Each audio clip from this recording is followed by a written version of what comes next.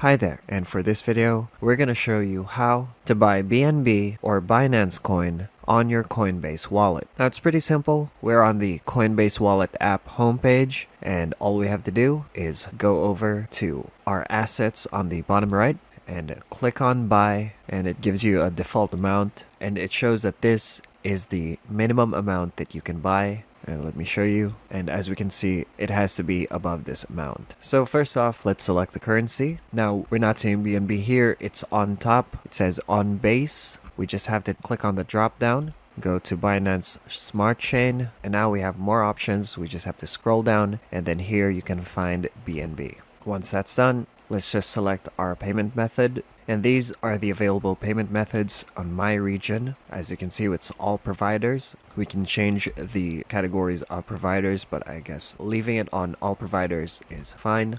You may be seeing more options where you're at, but this is what I see. And once you've selected your payment method, simply click on continue to payment. Now, I hope this video was helpful. If it was, please leave a like, maybe subscribe, and ring the notification bell so you don't miss any of our new tips. Thank you for watching, and see you again next time.